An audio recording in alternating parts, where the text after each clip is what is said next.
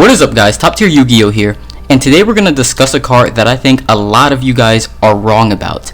And this has to be the one card getting mentioned the most in the comment section, and so now we're going to talk about it. And so we are going to be discussing Called by the Grave. Why I don't think it's good, why I definitely don't think it's a 3 of, which is the main topic of this video, but then also when it will be good again. And so we're going to dig into some theory as well as into some math, but let's just go ahead and get into it. But before we do, if you would like to support the channel, please consider doing so by liking this video and subscribing to the channel, because it truly helps out a lot, and make sure that these videos are going to be hitting your subscription feed, which is good for everybody. But let's just go ahead and get into it. And so in my last Dogmatica Invoke deck profile, I explained the reasoning why I only played 2 copies of Called by the Grave, and I actually haven't played it in any of the decks since then, or really any other decks lately, like 0 copies of Called by the Grave. And my reasoning for that was, 1, it just doesn't fit the criteria of being a 3 of in that deck, or in any deck for that matter, but 2, which does work for anything, it does have a very low expected value in my opinion, which is something that more players need to consider when deck building. You need to consider what you're actually expecting to get out of a card in every single game, because every game that it's in your deck is every single game you have the potential to draw it, and you have to consider what's going to happen if you do. And so let's take a look at how Called by the Grave can actually be used. And so modern Yu-Gi-Oh deck building is very much focused on optimizing what you can do in your turns, especially in your first turn. And so if we consider what Called by the Grave does on our first turn, it can either be used to stop hand traps, or we can use it as disruption on the opponent's turn if we just set it and then pass turn. And then if we also consider what it does going second, it can also be used to stop hand traps once again, or to again set as disruption, or even in some matchups you can disrupt your opponent on your first turn going second as well with Called by, but it is less effective when facing an established board. So we are going to be focusing on what this card does best, and that's going first turn 1, ideally stopping hand traps. And so if we think about what criteria and filters that cards need to meet in order to be a 3 of, because a lot of you guys believe that it should be a 3 of, and multiple people have said that unsearchable cards should be at 3, or that it's just so good that it should be at 3. Well, in my opinion, a 3 of needs to fit the following criteria, or not all of them, but at least most of them. And these are just things you want to consider when you are deciding whether or not you want to play 2 or 3 of a card. But I think that it should be potentially an engine card. You think of a card like Nadir's Servant, that's always a 3 of because it is such a powerful engine card.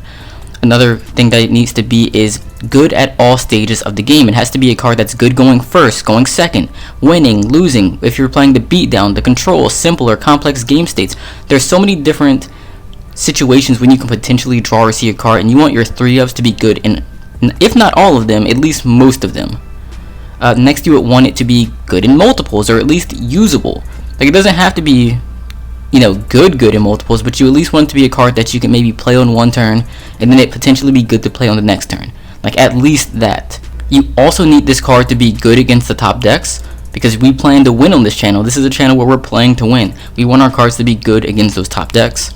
And then finally, it needs to be a card that allows you to smash the like button and then subscribe to the channel for more amazing content. Pretty much what I'm saying is that when you're playing 3 copies of a card, you're going to see it a lot. But why is this a card that you want to see so often? And so how does Called by the Grave stack up to these criteria pretty much? Well, it's obviously not an engine card. It's, I would say, decent at all stages of the game. It's never really terrible, but it's also usually not very good outside of stopping hand traps turn 1. So it's passable at for this criteria. It's also usable in multiples, and again, it's probably better than a lot of other staples in multiples. Like, it's probably better than Ash in multiples, or better than Nadir's Servant in multiples, or Triple Tag. It's better than a lot of cards in multiples because you can use them in the same turn. But at the same time, how often does that really come up, and how often is that impactful? That's maybe a little bit questionable, but it doesn't fail too many of the criteria, but it doesn't really pass them either. And then whether or not it's good against the top decks of the meta, I would actually argue that it is not good against the top decks, and I think that's the main point against it right now, or at least my main point against it right now. And so considering the top decks right now are Adamancipators, Dragons, Infernoble Knights, Eldritch, and Invoked, really only Eldritch and Invoked consistently even play hand traps. And so against the others, Called by the Grave becomes really a subpar defensive card, where again all you're going to be able to do is draw it, they're not going to hand trap you, so you just end up doing whatever you do, and then you set this as defense. But this could usually just be a better card in those scenarios. And so, well, I don't want to just say that. I also want to back this up with facts. And so let's look at some tournament results. And for this, I'm just going to look at the PPG events because they hold consistent events and actually publish their results. But if we look at the results from, let's see, this is the September 3rd weekly tournament. First place, Dragon Link. Congrats to this guy, but let's see what hand traps they're playing. They're playing 3 copies of Ash, 3 Nibiru, 3 Gamma, and 3 Imperm. So they're playing 12 hand traps total, but only 3 of them, the Ash Blossom, will be affected by Called by the Grave. And let's actually look through all these decks and see how many hand traps they're playing and how many of them would lose to Called by the Grave. So we have 12 hand traps here, only 3 of them lose to Called by the Grave. We have a second place Adamancipator list. They are playing what looks like 2 hand traps, only 2 copies of Impermanence. Obviously, neither of that loses to Called by the Grave. We have a third place Infernoble Knight deck with 0 hand traps. Okay. Fourth place, another Adamancipator list with also 0 hand traps. And so we really only have 3 Gammas. Okay, so we have 17 hand traps total, and only 3 of them actually lose to Called by the Grave, and those were all in the same deck. This is the top 4 of a tournament, and that's pretty insane. But that's just 1 week, that's just 1 tournament. Let's look at the next recent one, which is from August 20th. And so for this, we have first place Unchained deck. Wow. They have, let's see, 3 Shifters, 3 Ash, 3 Ogre, 3 Imperm, 3 Gamma. So that is 15 hand traps, 9 of which are affected by Called by the Grave. That's huge. But then let's see, second place Infernoble Knights. They are only playing 2 copies of Ash Blossom, no other hand traps. Top 4 Altergeist. They are playing 3 Ash, 3 Veiler, 3 Ghost Mourners, and 3 Imperms. So they have 11 total hand traps, with 8 of them being affected by Called by the Grave. That's big as well. Another top 4. This is, I don't know what this is, but they play 3 copies of Dimension Shifter. So we got 3 hand traps, 3 affected by Called by the Grave. Top 8, we have a Salamangreat deck that is playing 3 copies of Ash and 3 copies of Veiler. I just realized that the 3rd copy of his Ash is a different artwork than the other 2. That's weird, but not the point. Next we have top 8 Burning Abyss. Shout out to this guy, but he is playing 0 hand traps. 1 copy of Imperm, 3 copies of Imperm. Wow. So 3 hand traps. Again, Called by does nothing here. It'll do stuff in that matchup, but just not versus hand traps. Then another top 8 Adamancipator list that is playing 0 hand traps. Dinos playing 3 copies of Ash, 3 copies of Gamma, 6 hand traps, 3 of which would lose to Called by. And it looks like that is about it. And so in total, if my counting was correct in this August 20th tournament, so if I counted that correctly, there were 49 hand traps played, 29 of which lose to Called by the Grave, and then there were 8 decks total. And so if we add these 2 events together, we get a total of 66 hand traps being played, 32 of which lose to Called by the Grave.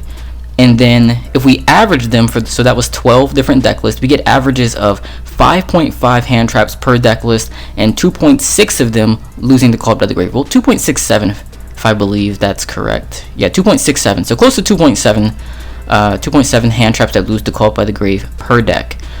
And so another thing that I noticed was that not very many of these decks were actually playing Called by the Grave. Maybe 1 or 2 at most, but there were a good number of triple tactical talents. But that's a conversation for another day. But again, the averages per deck were 5.5 hand traps per deck, 2.67 hand traps that lose to Called by the Grave per deck. And so that actually means that there are more hand traps being played that don't lose to Called by the Grave than hand traps that do lose to Called by the Grave, because if there's 5.5 hand traps on average and only 2.67 of them are actually losing to Called by the Grave, that means about 2.8 of them are not.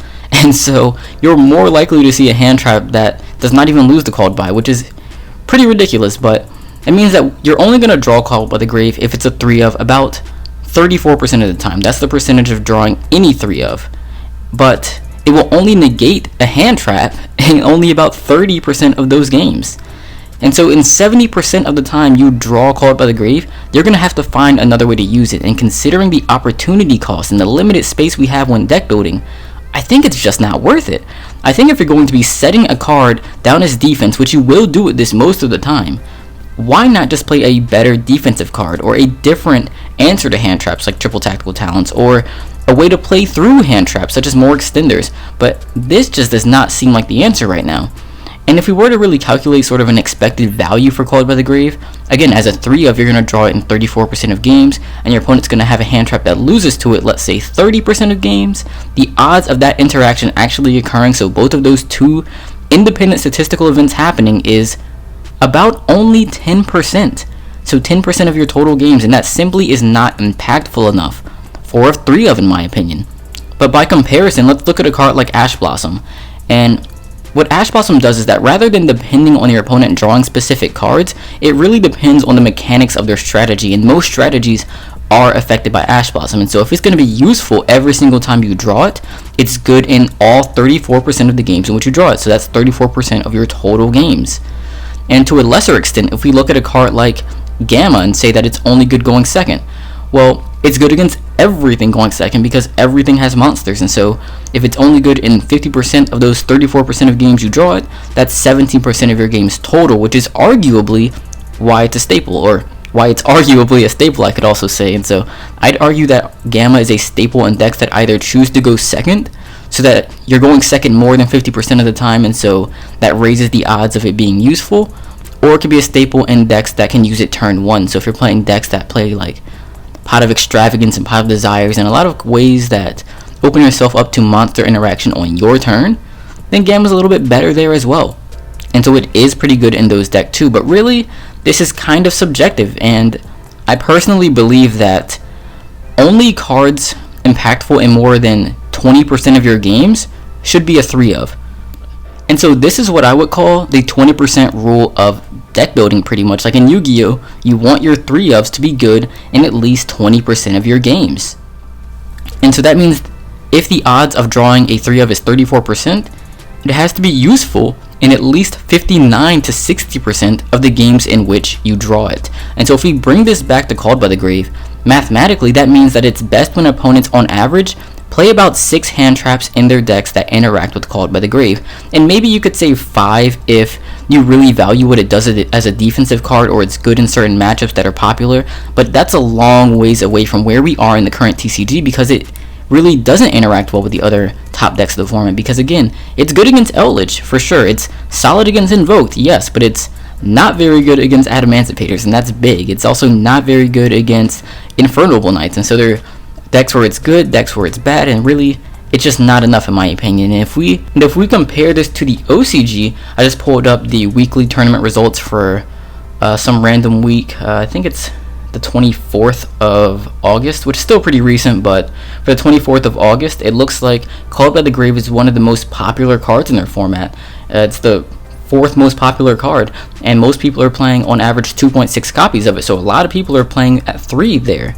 But if you look at what else is popular in the OCG, you see Max C also popular at 2.6 copies per deck. Ash Blossom and Joyous Springs at 3 copies per deck. We're already at 5.6 copies of hand traps per deck.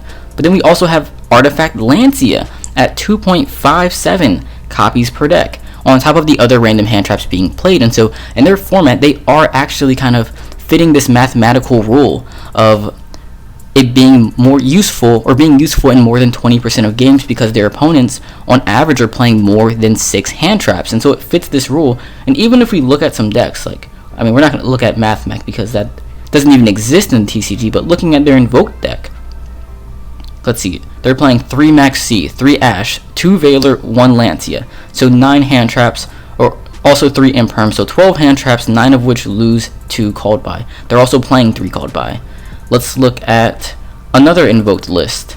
They are playing 3 Max C, 3 Ash, 1 Ghost Bell, and then also 3 Imperm. So 10 hand traps, 7 of which losing to Called by the Grave.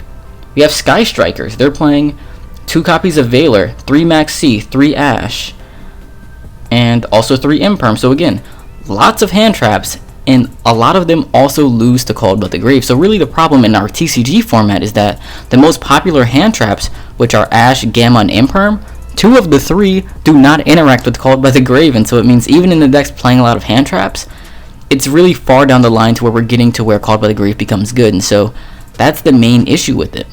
And so it makes sense why Called by the Grave is popular in the OCG, but why it just isn't as good here in the TCG.